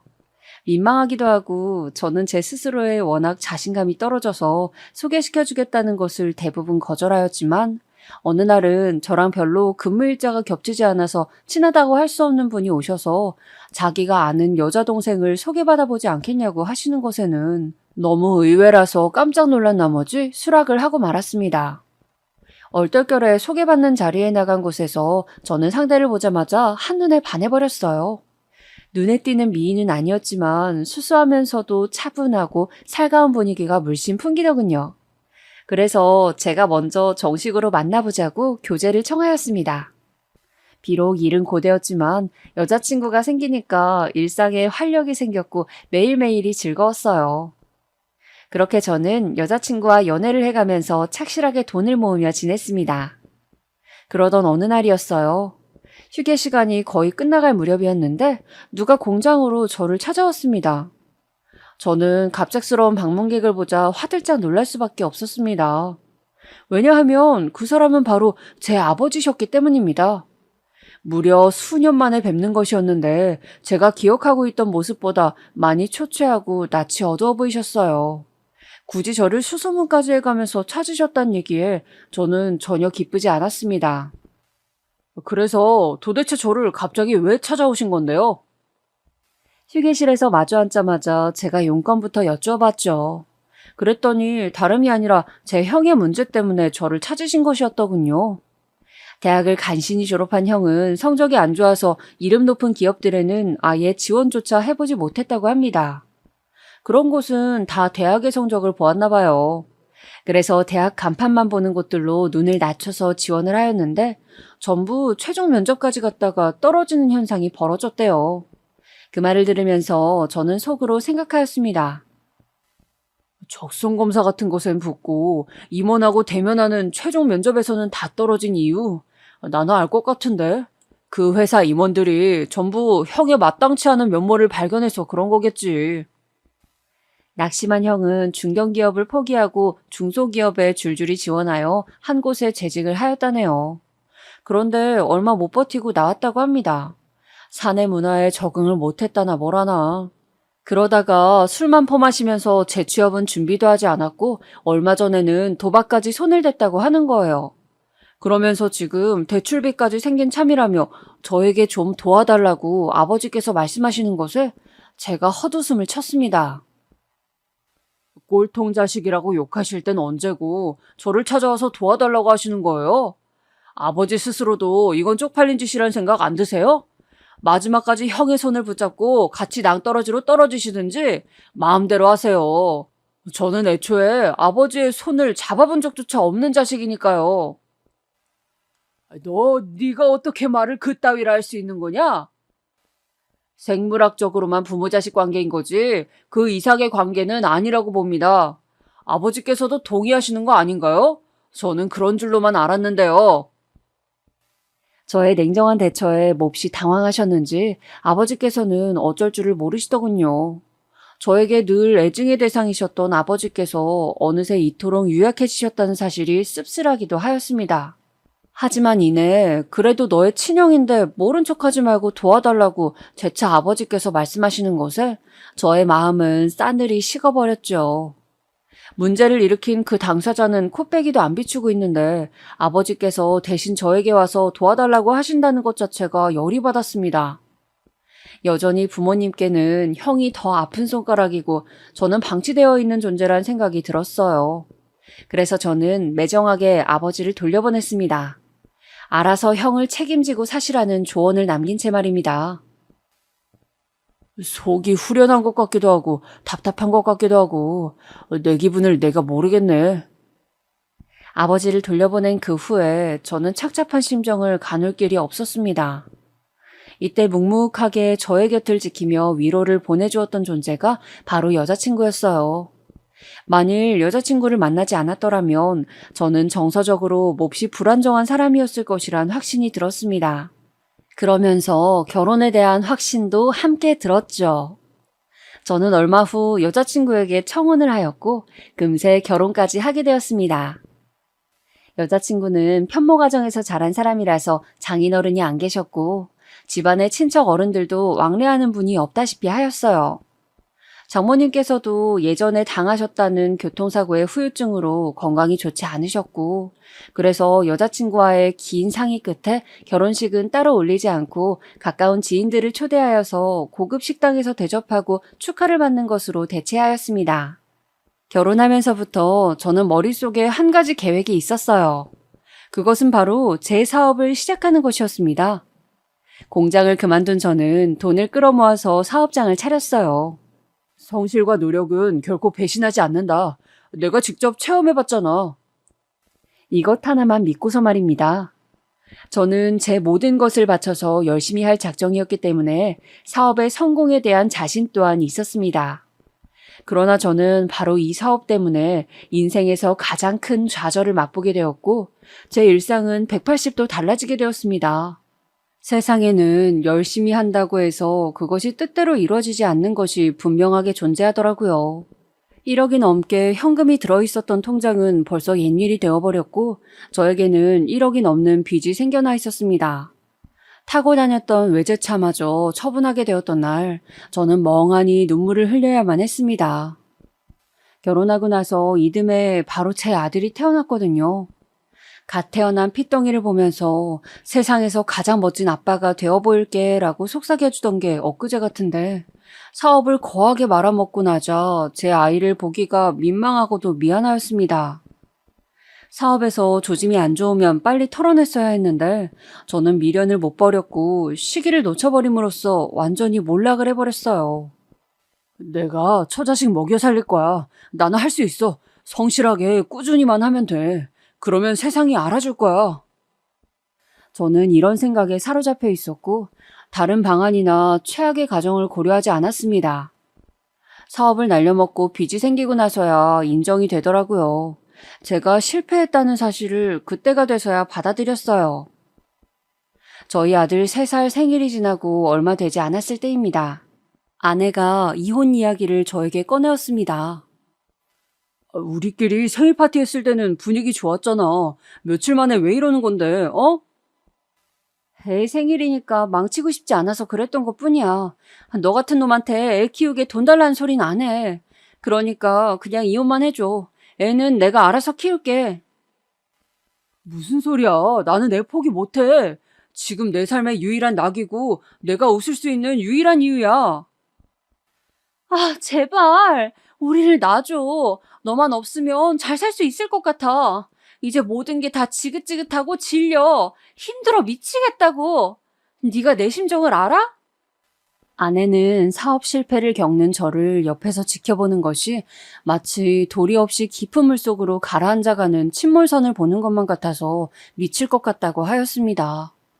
그러면서 하는 말이 자기도 사실은 산후 우울증이 왔었고 그것 때문에 힘들어서 하루에도 12번씩 죽는 생각을 했었다네요. 오로지 아이를 생각하면서 참아왔고 버텨왔다고 말을 하며 아내가 눈물을 줄줄 흘렸는데 저는 그 앞에서 차마 핑계 한마디를 댈 수가 없었습니다. 현실을 부정하면서 계속 사업을 더한 구렁텅이로 몰아가고 망하게 만들었던 것이 바로 저였으니 그걸 지켜봐야 했던 아내의 속은 계속해서 까맣게 타들어갔겠죠. 저는 아내가 우울증으로 고생하고 있었던 사실도 몰랐습니다. 왜냐하면 저 한 사람을 스스로 건사하기에도 벅찼기 때문입니다. 너만 사라지면 나는 홀가분할 것 같아. 그러면 숨을 좀 쉴 수 있을 것 같아. 내가 애 잘 키울게. 그러니까 제발 부탁이야. 이혼 좀 해주라. 아내가 눈물로 호소를 하였고 저는 결국 눈에 넣어도 아프지 않을 자식마저 제 품에서 잃어버린 채 이혼을 해주었습니다. 사실상 이혼을 당했다고 봐야 맞았죠. 갑자기 삶의 지표를 잃어버리게 된 저는 마지막 남은 저력을 다해서 돈을 번 뒤 아내에게 제 진심을 보여주기로 다짐을 하였습니다. 이번이 마지막이라 생각하고 어디 죽기 살기로 해보자. 돈 벌어서 내 자식한테 떳떳하게 돌아가 보자. 저는 구직란을 뒤지다가 큰 돈을 벌 수 있다는 문구 하나에 홀려서 그곳으로 향하였습니다. 사연에 빠지다를 들으시는 모든 분들도 아시겠지만 원양어선이라는 것이 있습니다. 저는 여기까지 온 마당에 인생 뭐가 더 있겠나 싶어서 그 일을 해보기로 하였어요. 부산으로 가서 인력사무소에 도착하여 급여 문의부터 했습니다. 저는 돈이 필요한 것이었으니까요. 기본급에다가 3개월 단위로 배에서 잡은 것들을 판매한 돈을 정산해서 얹어준다고 하더군요. 제가 듣고 나서 대략 계산을 해보니까 연봉으로 따졌을 때 6, 7천만 원이라고 보면 되는 일이었습니다. 그 정도면 배에 탈만하다는 생각이 들어서 확정지었어요. 배 위에서 생활하면 사실상 돈 쓸 일이 거의 없고 착실하게 돈만 모은다면 남은 빚 청산도 모두 가능하겠구나. 그런 희망을 품은 채 통발 어선에 오르게 되었습니다. 배에 타기 전날에 아이 사진을 보면서 여러모로 착잡해지더군요. 제 안위를 걱정할 사람들에게 연락을 해야 마땅한 상황이었는데 어느 쪽의 가족도 저와 가깝지 않은 것 같아서 눈물이 찔끔 났습니다. 불안하고 서러운 마음으로 그 전날에는 잠을 설쳤고 배에 오른 첫날에는 그래서 아주 고단한 가운데 일을 해야만 했습니다. 제가 탄 배에서 만난 사람들은 특이하게도 치아가 깨져 있었다는 것이 강렬하게 기억에 남네요. 앞니가 소실된 사람들이 많아서 희한했습니다. 치아가 딱 보기에 멀쩡한 사람은 저랑 베트남 노동자밖에 없었어요. 출발에 앞서 가장 먼저 배 안에서의 침대를 배정받았고요. 배의 조리실 앞에는 바닥 뚜껑을 열 수 있는 게 있었는데 그 안으로 내려가면 비로소 취침구역이었습니다. 폐쇄공포증이 있는 사람은 절대 생활할 수 없겠더군요. 2층짜리 침대가 빼곡하게 놓여 있었고 저는 허름한 침대 한 곳에 짐을 풀었습니다. 작업복으로 갈아입고 일을 시작하자마자 저는 녹초가 되었던 것 같아요. 밧줄을 정비하는 것만도 몇 시간이 걸릴 줄은 몰랐습니다. 어느새 배는 망망대해 위에 있었고 사방을 둘러봐도 육지가 보이지 않았어요. 그런 곳에서 미친 듯이 통발을 쌓는 일을 하였습니다. 각자의 위치에서 일을 하였는데 저는 올라오는 통발을 순서대로 쌓는 업무였습니다. 이 단순 반복 작업은 통발 2천 몇백 개를 쌓고 나서야 한 어장이 끝났다라고 정리가 되었습니다. 흔들리는 배 위에서 작업하는 것은 보통 어려운 일이 아니었고 이 작업은 하루에 4개의 어장을 기본으로 하였습니다. 통발을 쌓으면서 저는 연신 거친 숨을 몰아쉬어야 했죠. 그 돈보다 조금이라도 적게 주는 금액이었다면 나는 이 일을 하지 않았을 것 같다. 일 자체도 미치게 힘들었지만 함께 있는 뱃사람들이 얼마나 성격이 괄괄하면서도 쫌생이라서 신경 쓰였는지 모릅니다. 새로운 사람들에게 일을 가르쳐준다는 개념 자체가 그들에게는 박혀있지 않았고 그런 것과 상관없이 무조건 모두가 똑같은 업무량을 해내길 바랐습니다. 그러니까 저 같은 초짜는 죽어나는 구조였죠. 저는 제가 선택한 길이면 해내야 한다는 일념으로 묵묵히 버텼습니다. 그런데 얼마 지나지 않아서 그 생각을 철회하는 일이 생겨납니다. 그날 파도가 무서울 만큼 높이 치는 바람에 통발이 계속해서 엎어졌고 결국은 그것들이 한꺼번에 쓰러졌어요. 저는 통발을 정리하던 와중에 저를 덮치는 통발들에게 얻어맞고 가판위를 굴렀습니다. 겨우 일어났는데 온몸이 다 아프고 쑤시더군요. 하지만 그런 저에게 괜찮냐는 말 한마디 건네지 않고 선원들이 비웃음만 날렸습니다. 괜한 엄살 피우는 거 아니냐고 말이죠. 그런 것에 제가 이미 속으로 화가 잔뜩 난 상태였고 쉬는 시간이 되었을 때 그나마 성격이 유순한 어떤 분과 같이 구석에서 대화를 나누게 되었습니다. 제가 힘들어하는 모습에 그분이 이런저런 조언을 주셨어요. 그런데 급여 대목에서 제가 얘기를 듣다가 고개를 갸웃했습니다. 그분이 말씀하시는 것과 제가 알고 배에 오른 금액에 차이가 있었던 것입니다. 무언가 잘못되었다는 예감이 들었어요. 알고 봤더니 애초에 기본급이라는 건 없다고 하였습니다. 그리고 저의 계산과는 달리 연봉으로 치자면 이 배에서 일을 했을 때 받는 금액은 대략 2천만 원대더군요. 저는 그것을 3배로 알고 배를 탔던 건데요. 도저히 믿어지지가 않았습니다. 이건 아예 말도 안 되는 이야기인데? 그 돈을 받고 이런 일을 어떻게 계속하란 말이야? 정말 개같이 구르면서 요동치는 배 위에서도 그 엄청난 노동을 하였던 건 순전히 돈 때문이었습니다. 그런데 이제 버티고 감내해야 할 이유가 사라져 있었어요. 가뜩이나 쓰러지는 통발에 얻어맞아서 온몸이 옥신거리고 있던 찰나에 그런 진상마저 알게 되니까 정신적인 피로가 몰려들었습니다. 저는 그날 선장과 갑판장에게도 급여에 관한 이야기를 나누었고 결국은 제가 잘못 알고 있었다는 괴로운 결론에 이르렀습니다. 애초부터 뱃사람들이 급여를 계산하는 방식은 육지에서의 공장이나 일반 직장들이 계산하는 방식과 완전히 달랐습니다. 또한 저를 이 배에 타게 만든 인력사무소는 치사하게 말을 똑바로 하지 않으면서 제가 멋대로 오해하게 만들었더군요. 게다가 다른 인력사무소를 한 달이 걸쳐서 저를 그 배에 넘긴 것이었습니다. 이중 작업이었어요. 그렇게 해서 자기들이 저를 넘긴 금액을 챙긴 것이었죠. 거기까지 듣고 나자 저도 모르게 눈물이 막 나오려고 하더군요. 자존심으로 간신히 버텼습니다. 하지만 자려고 누웠을 때는 온갖 생각이 다 나면서 결국 허름한 이불 안에서 조용히 울고 말았네요. 제 자신이 너무 한심하고도 비참하여서 눈물이 나왔습니다. 저는 이 일을 더하는 것은 건강을 잃을 테니 오히려 장기적으로 봤을 때 낭비라는 생각을 하였고 배에서 내리고 싶다는 의견을 강력히 주장하였습니다. 해양경찰에 연락해서라도 이 배를 떠나고 싶다면서 저는 고집을 피웠어요. 안 그랬다가는 아무도 제 이야기를 들어주지 않을 것 같았고 쥐도 새도 모르게 그 사람들이 바다 위에서 저를 처리해버릴까 봐 겁이 나서 그랬습니다. 그래서 자꾸 경찰을 들먹이며 육지로 가고 싶다고 하였죠. 그 이튿날에 결국 저는 육지에 발을 디딜 수 있었어요. 인력사무소 담당자가 저한테 와서 조건이 훨씬 더 좋은 배에 소개를 시켜주겠다면서 저를 바로 회유했습니다. 처음부터 저를 은근하게 속여서 이상한 배에 태웠으면서 그게 제안이랍시고 할 소리인가 싶었지만 해코지를 당할까 싶어서 참았네요. 뱃사람들과 인력사무소 사람들의 손아귀에서 완전히 벗어나기 전까지 저는 일부러 비위를 맞춰대면서 다음에 다시 배에 타겠다며 마음에도 없는 말을 하였습니다. 몰래 터미널로 가서 버스를 타는 과정에서도 저는 그들에게 혹시 덜미를 잡힐까봐 두려움에 떨어야 했습니다. 버스에서 한숨이 푹푹 나왔죠. 달리는 버스의 창밖으로 바라본 아파트 단지, 저 많은 창문들, 화려한 불빛 안에 저의 자리는 없었습니다. 저는 그때 이번 생은 답이 없다라는 결론을 내리게 되었습니다. 여기까지만 하자는 생각이 들었어요.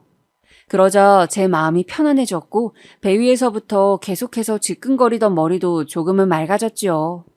포기하면 편하다는 것을 느끼면서 저는 제가 떠나왔던 동네로 향했습니다. 모텔에서 하룻밤 묵고 그 다음으로는 제가 일했던 공장에 찾아가 둘러보았어요.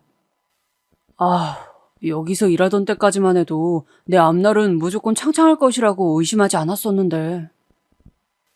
한창 그곳에서 일을 열심히 하면서 아내를 처음 만나 연애를 하고 있던 시기에 아버지께서 저를 찾아오셨단 일화도 떠올려냈습니다. 그 이후로 아버지께서 다시 저를 찾아오시는 일은 없었고 저도 제 가족을 찾지 않았으니 교류가 영영 없었죠. 씁쓸한 미소를 지으며 공장을 바라본 저는 발길을 돌렸습니다. 이윽고 제가 향한 곳은 어느 중국집이었어요. 제가 한때 정말 자주 찾았던 식당이었습니다. 공장 일을 그만둔 뒤에도 결혼을 한 뒤에도 사업을 시작한 뒤에도 저는 이 중국집을 가끔 찾아서 짜장면을 먹고는 했어요. 괜히 새롭게 느껴지는 감회를 안고 내부가 조금도 변하지 않은 중국집 안으로 들어간 저는 메뉴판을 쳐다보았습니다. 이미 제 안에서 시킬 메뉴는 골라져 있었죠. 제가 늘 먹었던 짜장면을 오늘도 시킬 것을 주방 쪽에서 예상하시고 계시리란 짐작이 들었습니다. 저 오늘은 곱빼기로 주세요. 제가 힘차게 외쳤습니다. 이제 이곳에 오는 것도 마지막이니까 평소랑은 다르게 짜장면을 곱빼기로 먹겠다는 생각이었죠. 이 세상을 뜨기 전에 마지막으로 먹는 짜장면이니까 이왕이면 곱빼기 정도는 되어야겠다는 심산이었는데 주문을 마치고 앉아있는 저에게 갑자기 누군가가 다가오는 것이 아니겠어요? 저는 속으로 갑자기 곱빼기를 시키니까 놀라셔서 물어보러 다가오셨나 라는 생각이 들었습니다. 저에게 다가온 사람은 바로 주방의 이모님이셨어요. 그런데 제 맞은편 의자에 앉으시는 겁니다. 순간적으로 별별 짐작이 다 스쳤는데 그런 저에게 이모님께서는 웬 흰 봉투 하나를 쓱 내미셨습니다. 갑자기 이게 웬 거예요? 글쎄, 일단은 한번 열어봐. 열어나 보고 말을 해요. 주방 이모님의 반응에 제가 어리둥절하면서 그 봉투를 열어봤더니 제 손끝에 편지가 잡혔습니다. 편지를 펼쳐본 저의 심장이 쿵 내려앉았죠. 사랑하는 우리 아들, 잘 지내고 있니? 그것은 바로 저희 엄마께서 쓰신 편지였습니다. 예상조차, 아니 상상조차 못했던 엄마의 편지에 저는 깜짝 놀란 채로 그것을 읽어내려갔습니다. 엄마의 또박또박한 손글씨로 쓰여진 내용은 제가 가족과 함께 살았던 집을 떠나 이 지역에 정착했을 때부터 저를 엄마가 지켜봐 오셨다는 믿어지지 않는 이야기였습니다. 제가 어디로 갔는지 궁금해서 알아본 뒤 저를 지켜봐 왔었고, 그래서 아버지께서도 형의 일로 도움을 저에게 청하고자 하셨을 때 제가 일하던 공장으로 오셨던 거라고 하였습니다. 제 앞에 나서고 싶었는데 용기가 부족하였고, 또한 제가 잘 살고 있는 것을 보자 혹시나 그 일상에 방해가 될까 싶어 몸을 사리셨다고 하였어요. 후회되는 게 너무나도 많은데 어디서부터 잘못된 것을 바로잡고 우리 아들에게 용서를 빌어야 할지 몰라서 이 못난 엄마가 계속 머뭇거리기만 하였어. 너무 늦었지만 이제라도 너에게 미안하다는 말을 꼭 전하고 싶구나. 엄마는 우리 아들을 한시도 사랑하지 않은 적이 없었어. 편지와 함께 봉투에는 5만 원짜리 지폐가 들어있었습니다. 모두 10장 50만 원이었어요. 저는 그것을 확인하고는 참았던 눈물을 후두둑 흘려버렸습니다. 갑자기 온갖 서러움이 제 깊숙한 곳에서 몰려오더라고요. 주방 이모님께서는 조용히 자리에서 일어나셨어요. 그리고는 주방에서 저에게 주실 짜장면을 만들기 시작하셨죠. 저는 끄끄 숨이 넘어가도록 울면서 편지의 가장 하단에 적혀있는 주소를 보았습니다. 시골에 내려가서 살기로 하였다면서 살게 될 곳에 주소를 남긴다는 추신이 덧붙여져 있었죠. 잠시 후 저는 눈물의 짜장면을 먹으면서 주방 이모님과도 이야기를 나누었습니다. 시골로 아예 내려가시게 되자 엄마께서는 마지막으로 이 중국집에 들러서 그간 제가 이곳을 단골 삼아서 지냈다는 것을 지켜봤다는 걸 여기 사장님과 주방 이모님께 밝히신 후 봉투를 맡기셨대요. 다 먹는 대로 일어나서 당장에 거기 시골집으로 가봐. 생각이 길어질수록 쓸데없는 계산만 들어가니까. 원래 가족 일에는 네가 잘났니 내가 잘났니 이렇게 따지는 거 아닌데 이걸 모르고 사는 사람들이 왜 이렇게 많은 건지. 주방 이모님의 말씀을 들으면서 저는 짜장면을 남김없이 먹었습니다. 그리고는 감사의 인사를 거듭 남긴 채로 중국집을 나섰어요. 저는 주방 이모님의 말씀대로 즉시 시골집의 주소로 가볼 작정이었습니다. 옷도 깨끗한 걸로 입고 머리도 말끔하게 정리를 마친 채 시골로 향했습니다. 가족들을 직접 보지 못한 사이 사업의 시작과 실패와 이혼 등 온갖 산전수전을 다 겪어서 그런지 아버지께서 저한테 어떻게 반응하실지 이런 건 염려도 안 되더군요. 마지막으로 배웠을 때는 제가 아버지를 매몰차게 쫓아냈었으니까요. 그런데 고즈넉하고 조용한 시골 마을의 작은 집 앞에 당도하였을 때 마당 안으로 들어서자마자 저는 아버지와 눈이 마주쳤습니다. 때마침 아버지께서는 밖에 나와 앉아 계셨어요. 아버지께서는 저에게 딱 한마디 말씀만 건네셨습니다. 이제 오냐? 그 순간 형용할 수 없는 감정이 들었습니다. 제가 어떻게 인사 말씀을 드려야 할지 잘 모르겠어서 머뭇거리고 있을 때 엄마께서 오셨어요. 잠시 외출했다가 돌아오시는 모양이었습니다. 어머, 세상에, 네가 정말 온 거니? 어디 얼굴 좀 보자. 엄마께서 깜짝 놀라신 채 저에게 다가오셨는데 제가 난데없이 눈시울이 붉어졌어요. 용케 울지는 않았습니다만 계속 울컥해서 참느라 혼났습니다. 작지만 아늑해 보이는 집 안으로 들어가서 부모님과 정말 오래간만에 마주보고 앉아서는 이런저런 대화를 나누었어요. 처음에는 입이 잘 안 열렸는데 한번 물고가 트이고 나니까 제 이야기가 술술 흘러나가더군요. 제 이야기를 듣고 나신 아버지께서는 조용히 일어나시더니 밖에 나가서 담배를 피우고 돌아오셨습니다. 그 사이 저는 엄마로부터 형에 대한 이야기를 들을 수 있었습니다. 형은 지인들한테 돈을 빌리고선 갚을 능력이 없어서 도망까지 다녔다가 하마터면 감옥에 갈 뻔하기도 했었다고 합니다. 부모님께서는 형 때문에 계속 정신이 없으셨고 가슴앓이도 많이 하셨대요. 그러다가 형이 일으킨 문제들을 간신히 수습하고 나서 다 저버리고 친척 어르신들의 권유에 따라서 시골행을 택하신 것이었죠. 그런데 형이 몇 달 전에 괜찮은 사람을 만나서 사귀기 시작했고 바로 얼마 전부터 그 사람 집에 가서 동거를 하게 되었다고 했습니다. 조용하고 차분한 여자라서 정말 마음에 든다고 엄마께선 가슴을 쓸어내리셨죠. 좋은 여자 만나서 정신 차리지 않았더라면 형은 지금도 방황하고 있었을 거라고 엄마께서는 한숨을 쉬면서 말씀하셨습니다. 며칠 후에 저는 형을 아주 오랜만에 만날 수 있었어요. 예비 형수님과 함께 말이죠. 야, 오랜만이다. 그동안 잘 살아있었냐? 저를 보면서 머쓱한 표정으로 형이 먼저 인사를 해왔습니다.